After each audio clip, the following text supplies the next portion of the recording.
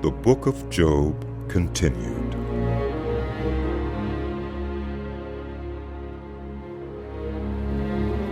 Then Job replied, Even today my complaint is bitter. His hand is heavy in spite of my groaning. If only I knew where to find him. If only I could go to his dwelling, I would state my case before him and fill my mouth with arguments. I would find out what he would answer me, and consider what he would say to me. Would he vigorously oppose me? No, he would not press charges against me. There the upright can establish their innocence before him, and there I would be delivered forever from my judge. But if I go to the east, he is not there. If I go to the west, I do not find him. When he is at work in the north, I do not see him. When he turns to the south, I catch no glimpse of him. But he knows the way that I take. When he has tested me, I will come forth as gold. My feet have closely followed his steps. I have kept to his way without turning aside. I have not departed from the commands of his lips. I have treasured the words of his mouth more than my daily bread. But he stands alone, and who can oppose him? He does whatever he pleases. He carries out his decree against me, and many such plans he still has in store. That is why I am terrified before him. When I think of all this, I fear him. God has made my heart faint. The Almighty has terrified me. Yet I am not silenced by the darkness, by the thick darkness that covers my face. Why does the Almighty not set times for judgment? Why must those who know him look in vain for such days? There are those who move boundary stones. They pasture flocks they have stolen. They drive away the orphan's donkey and take the widow's ox in pledge. They thrust the needy from the path and force all the poor of the land into hiding. Like wild donkeys in the desert, the poor go about their labor of foraging food. The wasteland provides food for their children. They gather fodder in the fields and glean in the vineyards of the wicked. Lacking clothes, they spend the night naked. They have nothing to cover themselves in the cold. They are drenched by mountain rains and hug the rocks for lack of shelter. The fatherless child is snatched from the breast. The infant of the poor is seized for a debt. Lacking clothes, they go about naked. They carry the sheaves, but still go hungry. They crush olives among the terraces. They tread the wine presses, yet suffer thirst. The groans of the dying rise from the city, and the souls of the wounded cry out for help. But God charges no one with wrongdoing. There are those who rebel against the light, who do not know its ways or stay in its paths. When daylight is gone, the murderer rises up, kills the poor and needy, and in the night steals forth like a thief. The eye of the adulterer watches for dusk. He thinks no eye will see me, and he keeps his face concealed. In the dark, thieves break into houses, but by day they shut themselves in. They want nothing to do with the light. For all of them, midnight is their morning. They make friends with the terrors of darkness. Yet they are foam on the surface of the water. Their portion of the land is cursed, so that no one goes to the vineyards. As heat and drought snatch away the melted snow, so the grave snatches away those who have sinned. The womb forgets them. The worm feasts on them. The wicked are no longer remembered, but are broken like a tree. They prey on the barren and childless woman, and to the widow show no kindness. But God drags away the mighty by his power. Though they become established, they have no assurance of life. He may let them rest in a feeling of security, but his eyes are on their ways. For a little while they are exalted, and then they are gone. They are brought low and gathered up like all others. They are cut off like heads of grain. If this is not so, who can prove me false and reduce my words to nothing? Then Bildad, the Shuhite, replied, Dominion and awe belong to God. He establishes order in the heights of heaven. Can his forces be numbered? On whom does his light not rise? How then can a mortal be righteous before God? How can one born of woman be pure? If even the moon is not bright and the stars are not pure in his eyes, how much less a mortal, who is but a maggot, a human being, who is only a worm? Then Job replied, How you have helped the powerless. How you have saved the arm that is feeble. What advice you have offered to one without wisdom, and what great insight you have displayed. Who has helped you utter these words, and whose spirit spoke from your mouth?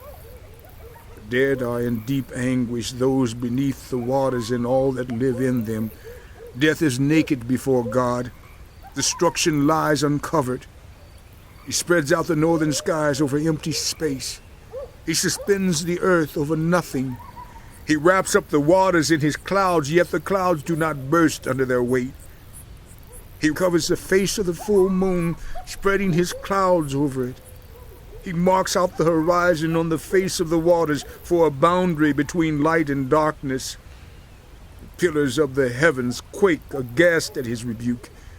By his power he churned up the sea. By his wisdom he cut Rahab to pieces. By his breath the skies became fair. His hand pierced the gliding serpent. These are but the outer fringe of his works.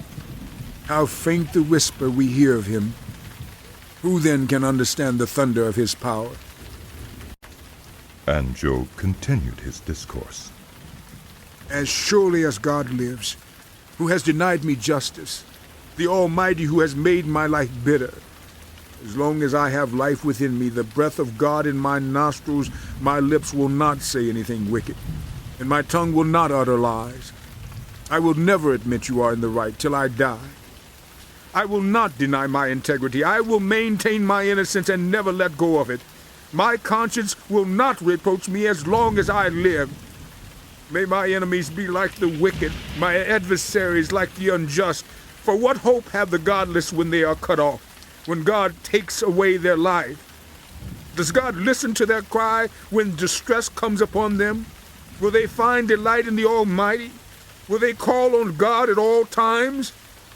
I will teach you about the power of God. The ways of the Almighty I will not conceal. You have all seen this yourselves. Why then this meaningless talk? Here is the fate God allots to the wicked, the heritage a ruthless man receives from the Almighty. However many his children, their fate is a sword. His offspring will never have enough to eat. The plague will bury those who survive him, and their widows will not weep for them. Though he heaps up silver like dust and clothes like piles of clay, what he lays up the righteous will wear, and the innocent will divide his silver. The house he builds is like a moth's cocoon, like a hut made by a watchman. He lies down wealthy, but will do so no more. When he opens his eyes, all is gone. Terrors overtake him like a flood. A tempest snatches him away in the night. The east wind carries him off, and he is gone. It sweeps him out of his place. It hurls itself against him without mercy as he flees headlong from its power. It claps his hands in derision and hisses them out of their place. There is a mine for silver, and a place where gold is refined. Iron is taken from the earth, and copper is smelted from ore. Miners put an end to the darkness. They search out the farthest recesses for ore in the blackest darkness. Far from human dwellings they cut a shaft, in places untouched by human feet. Far from other people they dangle and sway. The earth from which food comes is transformed below as by fire. Lapis lazuli comes from its rocks, and its dust contains nuggets of gold. No bird of prey knows that hidden path. No falcon's eye has seen it. Proud beasts do not set foot on it, and no lion prowls there. The miner's hands assault the flinty rock and lay bare the roots of the mountains. They tunnel through the rock. Their eyes see all its treasures. They search the sources of the rivers and bring hidden things to light. But where can wisdom be found? Where does understanding dwell? No mortal comprehends its worth. It cannot be found in the land of the living. The deep says, "It is not in me." The sea says, "It is not with me." It cannot be bought with the finest gold, nor can its price be weighed out in silver. It cannot be bought with the gold of Ophir, with precious onyx or lapis lazuli. Neither gold nor crystal can compare with it, nor can it be had for jewels of gold. Coral and jasper are not worthy of mention. The price of wisdom is beyond rubies. The topaz of Cush cannot compare with it. Cannot be bought with pure gold. Where then does wisdom come from? Where does understanding dwell?